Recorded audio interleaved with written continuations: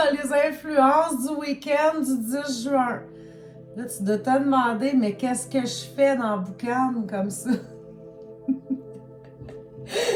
C'est tout simplement de l'encens à l'aloe vera qui sent tellement bon. Là, je vais juste le...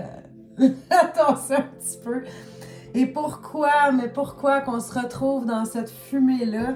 C'est parce que pour les influences du week-end du 10 juin, j'ai choisi le jeu Oracle aromatique de Lucie Christian.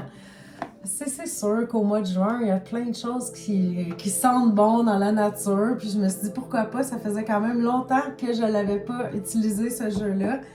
Puis là, ben, même Lost, il nous accompagne. On est dans cette énergie-là. Donc, qu'est-ce que tu as choisi? 1, 2, 3, ça va être quoi tes influences ce week-end? Ben, vu qu'on commence dans Boucan, j'ai envie de faire changement aussi. Je vais commencer par la carte numéro 3. Donc, si tu avais fait le choix numéro 3, c'est roulement de tambour, osmanthus, richesse intérieure. Donc, c'est l'osmanthus, richesse intérieure. On a la petite plante qui est là. Là, je vais juste te dire un petit peu qu'est-ce que ça veut dire, tout ça. Lorsqu'on rencontre Osmanthus, on peut être surpris par le contraste entre sa simplicité apparente et la richesse de son esprit. Elle écoute toujours avec attention et bienveillance. Elle paraît même discrète et pourtant, elle abrite en elle un monde intérieur luxuriant, souvent très créative. Elle aime passer du temps à écrire, peindre ou méditer pour explorer ces univers fabuleux. Donc, dans ces cartes-là, on a toujours une plante et un personnage. Là, évidemment, on parlait du personnage. Là, je ne vous dirai pas tout ce qui se passe là, avec la fleur qui est un osmanthus fragrant. Les mots-clés, richesse intérieure, créativité, profondeur. Donc, on peut dire que pour ce week-end, je pense que tu vas être dans un élan de créativité, cher tarophile.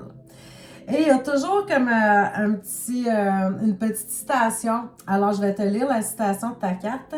C'est « Et puisque désormais libre, je ne veux plus rien posséder, désormais tout m'appartient et ma richesse intérieure est immense. » De Etty Hillesum. Alors, peut-être que ce week-end, tu vas être emporté par une de tes passions, que tu vas peindre, tu vas dessiner, tu vas danser, tu vas chanter. Tu vas créer une nouvelle recette, je ne le sais pas. Mais on sait que tu as une influence vraiment de créativité ce week-end, cher tarophile du choix numéro 3. Qu'est-ce que tu en penses là? Ça fait-tu du sens? Qu'est-ce que tu vas créer toi ce week-end? OK, bon, on va y aller avec le choix numéro 2, hein, tout simplement. C'est le cèdre et la sagesse. Donc, tu seras sage, cher tarophile, ce week-end, rempli de sagesse. Que sais-je, que dis-je? Allons voir ce que ta carte dit. Je suis encore étouffée dans le boucan. Bien assis sur son arbre, son bâton de parole à la main, Cèdre observe avec bienveillance et amusement le monde. Il est toujours de bons conseils parce qu'il a la sagesse des anciens. Il sait guider et donner un angle de vue nouveau, pour qui se sent perdu. Il est très sociable tout en restant ancré et perspicace. Et la petite citation, c'est d'Antoine de Saint-Exupéry. On dit « La paix est un arbre long à grandir. Il nous faut de même que le cèdre aspirer encore beaucoup de rocailles pour lui fonder son unité. » Mon Dieu! Lost, il a l'air tellement concentré. T'es sage, toi, Lost. Ouais. Tu ronronnes en plus, bébé d'amour. Mais on voit que ce personnage-là, il est de bons conseils, il est rempli de sagesse. Ça se peut, ce week-end, que tu as des amis qui te demandent conseil, que tu sentes que tu as besoin de guider les gens. Ça peut être en toi. Là. Tu sais, il y a des moments comme ça où on se sent sûr de soi, puis on aide les autres à se guider. Comme moi, je fais avec les cartes, mais c'est pas ma sagesse, c'est celle des cartes. Mais j'adore donner des petits messages de guidance comme ça. Alors, Et là, en plus, j'ai la chance de le faire à tous les jours sur la plateforme Patreon. Suis le lien en haut si tu aimerais en avoir plus. Les choix numéro un, c'est le camphre. Moi, quand j'ai vu ça, le camphre, sérieux, ça me fait plus penser à l'hiver quand on a la grippe. Mais bon, camphre, c'est la puissance. Alors, allons voir ce qui en est. Cher choix numéro 1. Bien campé sur ses pieds, Camphre est sûr de lui. Sa puissance vient à la fois de la force de son mental et de son corps entraîné pour faire face à toutes les situations.